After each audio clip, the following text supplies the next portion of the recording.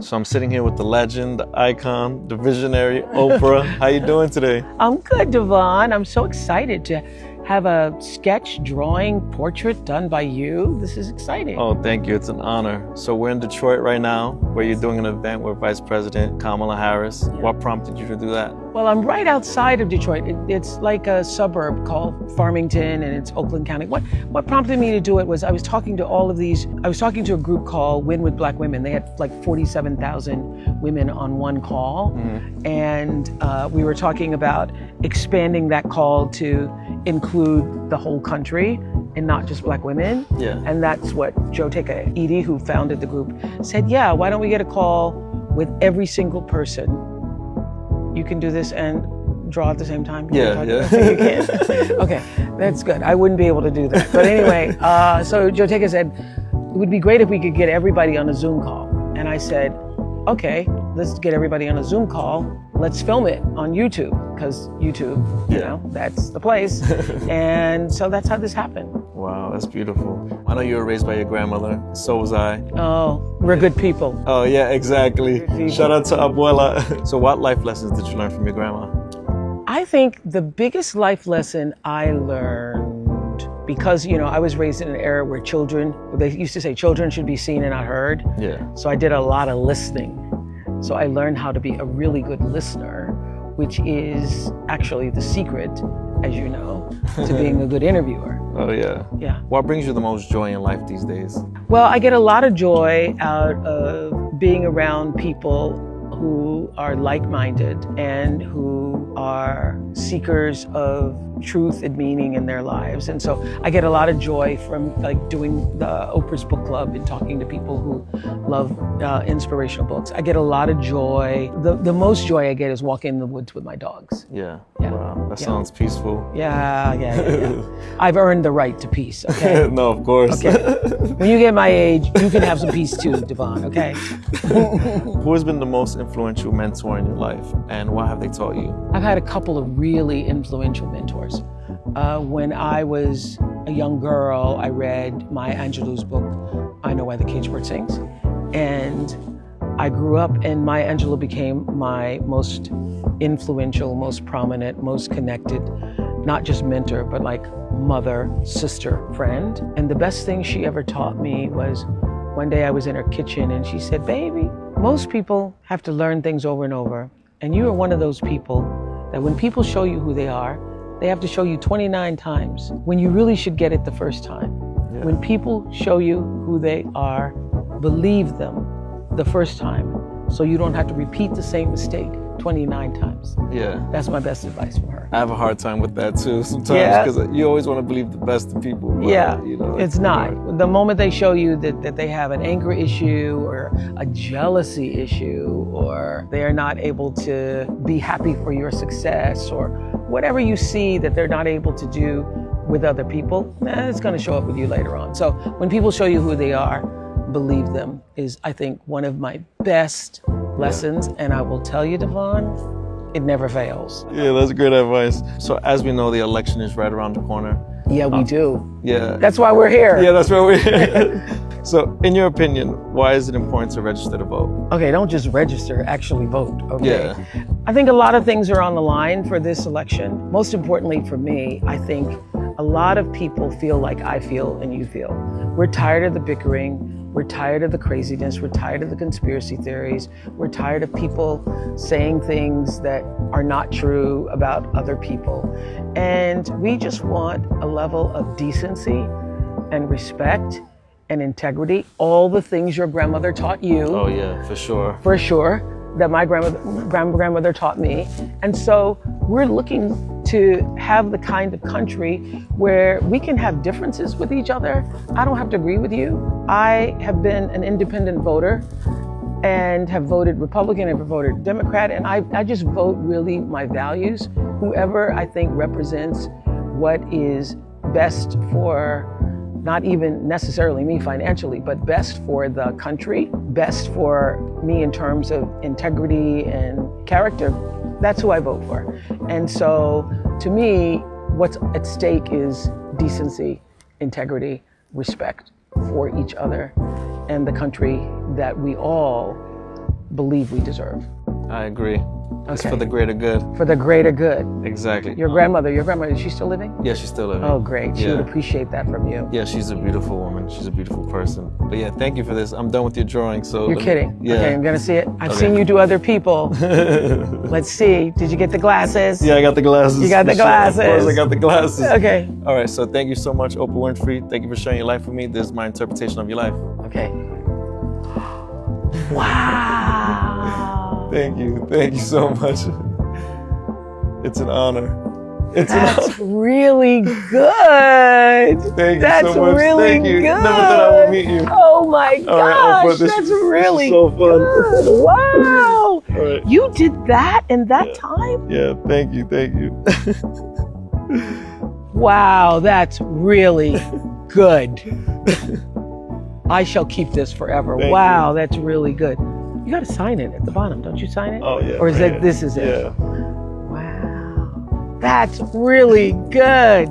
Amazing. Hola, abuela. Estoy aquí con Oprah. Okay, Maria. Bono, bono, bono. So good. What a good boy you raised. Good boy. Congratulations. Keep smiling. Hey, Joe from Impractical Jokers. How you doing, man? How are you My name doing? is Devon. I'm a local artist. I love your look. I would love to draw your portrait if you have time. Yeah. Sure, dude. Yeah? All right, let's do it. What's your name and what's one of your biggest dreams in life? My name is Joe Gatto. One of my biggest dreams in life, I guess, is to direct a feature film. What kind of film would you direct? Comedy, for sure, an action comedy. That would be so good. You're so funny on Impractical Jokers. Thank you, dude. Yeah. Hilarious. I've been watching it since I was like 17. Oh, you're making me feel old, dude. I raised you right, though. This is great that you're doing this. You're chasing your dream out here just drawing people. Yeah, This has yeah, got to for be a sure. pretty cool thing, man. Yeah, I love it. I get to talk to like all walks of life. Talk to so many different people. Like 2 weeks ago, I did Oprah Winfrey. Oh, so you're really running the gamut between me and Oprah, man. Top and bottom. There you go. That's great. Yeah, I do it all. I do like everyday strangers, and then Do a lot of people say yes to be drawn by a random stranger? Yeah. I think I've done this exact bit on Impractical Jokers where I had really? to draw somebody in a mall. We set up a caricature thing. Yeah. And we didn't know what the caricature was. So when somebody sat down and then we had to flip it at the last minute and be like, look, I drew you. And it was that's hilarious. Wasn't there one where you did like nude life drawing? Yeah.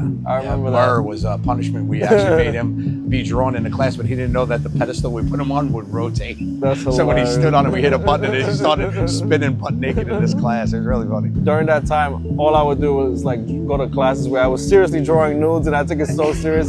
So I saw that episode. I thought it was hilarious. Oh, that'd be too bad you weren't in that class. Well, I know. good luck. Good for you that you weren't in that class. Oh, was that like a real? It was a real class. Oh, yeah, that's yeah. so And funny. all of it was real. It was always, we always like went and totally like took over all these real scenarios and made them our own. I saw the one where you went to East Side Ink and you guys did the portrait. I made them get tattoos because all three of them lost the episode. And That's so he got funny. a portrait of Jaden Smith. It was 16-year-old Jaden Smith when he got it. And then in the movie, we made him get 21-year-old Jaden Smith on his other top thigh. So he has two portraits of Jaden Smith on his body. We always love that episode because my best friend Craig Franco works at East Side Ink. So Oh, we're like, they were wow. great. They were Yeah, great. they're great, right? They were super fun. They had fun doing it too because they didn't know what they were getting, right? So that's got to be fun for them. The guys who get punished had no idea what they were getting. Sal kept trying to ask him, like, what are you doing? It's taking too long. Yeah. What do you have coming up next? So I do stand-up comedy now. So I'm on tour right now.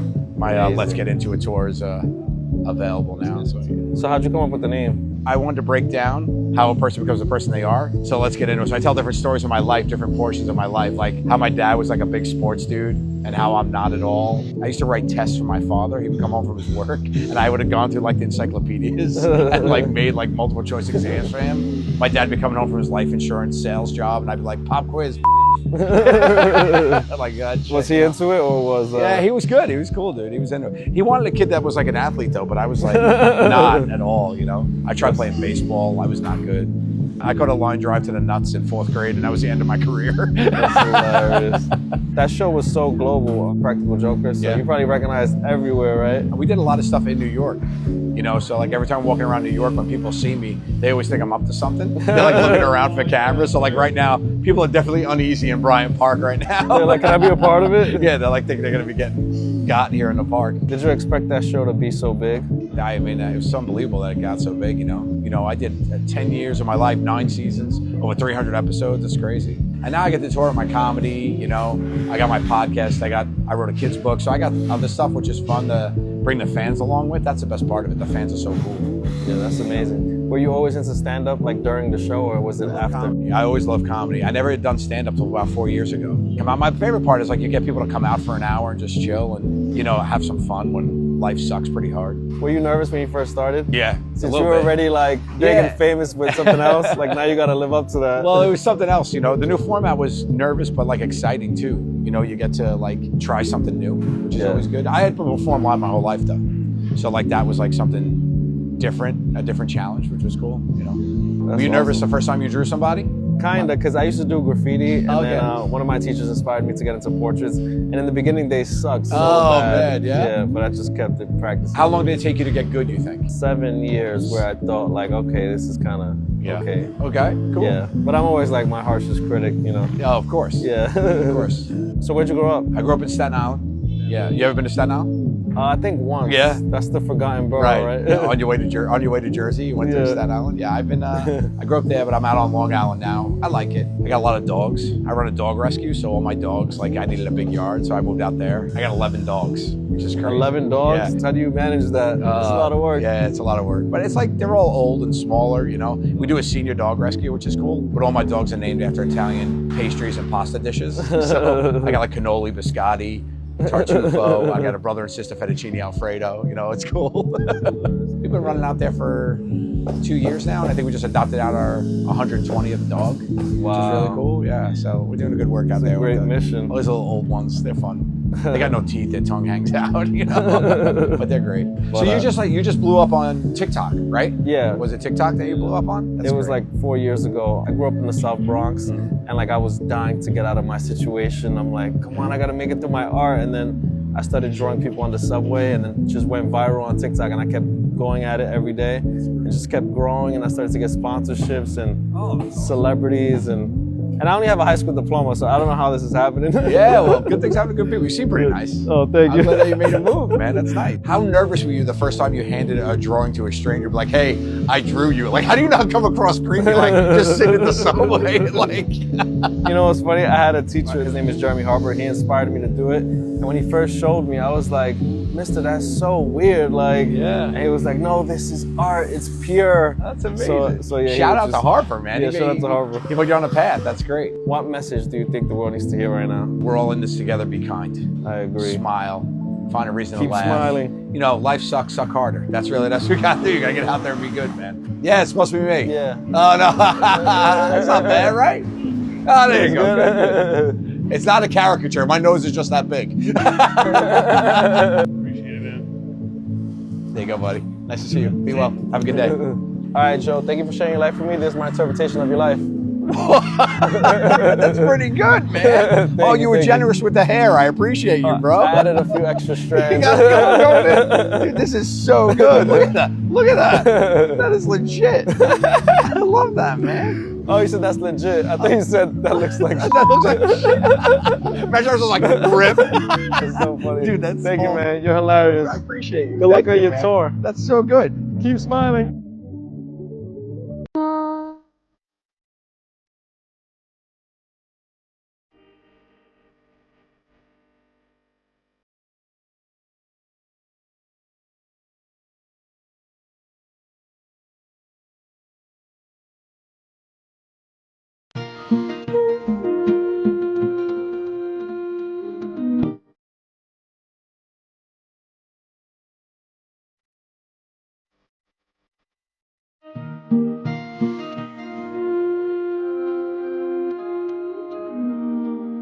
Excuse me, sir. I drew you. Wow. Wow. It's incredible. Thank you. What's your name? Thank you so much. Gary. I'm Devon. Nice to meet I'm you. visiting from New York City. Oh, thank you so much. I'm an artist from New York. Wow. I love your city. I love Budapest, by the way. Thank you. Wow. Well, have a great day. Thank you. You too.